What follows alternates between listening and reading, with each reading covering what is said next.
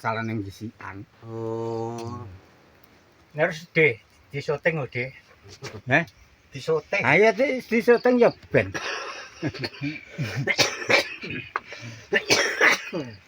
Dipentung mati sing sitok mati lah sing sitoke etok-etok mati geblak del langsung dilosor nang banyu bablas silem. Anak-anak direne di Brondong kok daerah ngelu kono, kok Jawa Timur. Ora. Sing aba nek sing aba ya kok ngelu. Sing aba. Dadi Tramono wae tondo-tondo bleng pisanan iki kok ngelu. Langsung sing kok Jawa Tengah langsung beruntung. Iki Tramono kayu wali kukun kayu anu kuwi do payu Dik ya. Berarti kowe go enek Tramono. Oh ya urung aku 8 Dik. Ya urung dadeh ho. Ya pokoke ya anake dhewe lah iki. Pokoke wong loro iki anake dhewe pernah itu. Iya.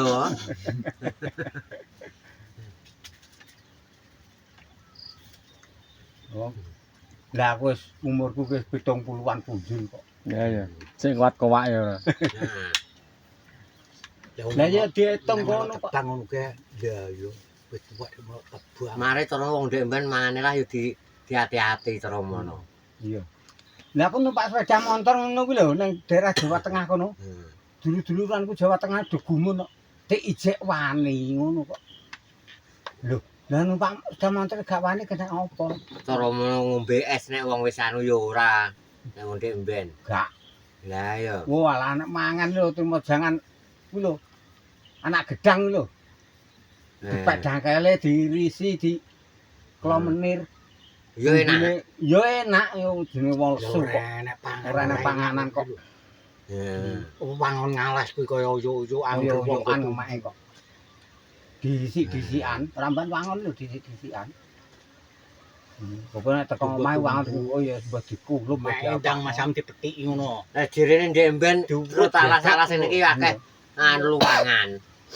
Luwangan wong golek kuwi ngono kuwi direne. Kuwi aku wis rasa malah kuwi. Aku wis rasa kuat mikul kuwi kok. Wong wira rinjing ngono ki tak pikul kuat aku kok.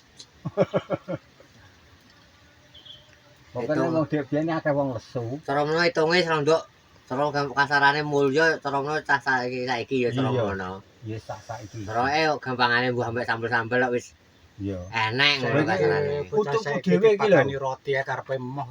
Putuku dhewe iki tak aku ki kan nek Tegal niku entuk wilus tak gawa mule.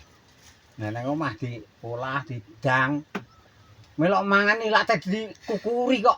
Kok jere gatel kok. Lah ndek cilikan kowe man roti nek angger bodho tok iki. Lah saiki roti ngene iki apa enek ndike? Rotine dek zaman cilikku, nek rotine zaman cilikku lho rempah menyok ku lho. Digundiri ngono, dibunderi kaya ndok manuk ngono. Lah kowe di apa jenenge ngono kan ngarani? Sing dikek kerupuk ngono kae apa le? Anu menyok. Gandaria. Ya ngono kae yo enak lho ngono kae. Iya. Wis wombu ngono. Lah wong Taline debok. sak mikul areng rokene teko padadang yen nang gone mustajab dalem kono kadang teko ngrawu kono. Kono wis setel nang kono jaman ono. Nganune ya kuwi Yo mlaku. Zaman PKI. Aku mikul Dik. Zamane iki. Tapi nane direne blok ngesong kuwi direne anggaran batang ya akeh. Zaman Enek- PKI yo gak. Enek motor mabur ndek nuke aku kemuli kloso nang sor meja. Pengen metu. Gowo kowe engko arep metu. Kamu muli kloso nang sor meja. Berarti yo ketat yo. Wow, akeh wong wedi Dik biyen.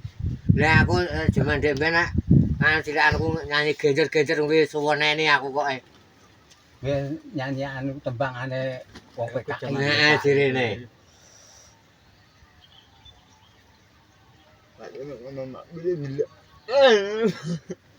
Saiki panganan roti ora kanggo. Tas cilik timbangane roti luwih apik nek cah anakku lho maksudnya Iya. umurane anakku kuwi. Nah, Roti yo mau mengko nek HP yo jantal. Tenan anakku kuwi. padha ae butuhku ya ngono. Lah sing mae kuwi anu HP ngono kuwi mantas cek kudu anu kuwi. Kudu kalah karo anake. Oh iya.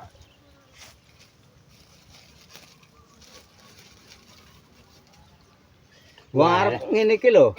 Jaman semono ki arep udut ngene iki lho. Ora nang bako kok. Arep udut iki ora nang bako. Kadang-kadang.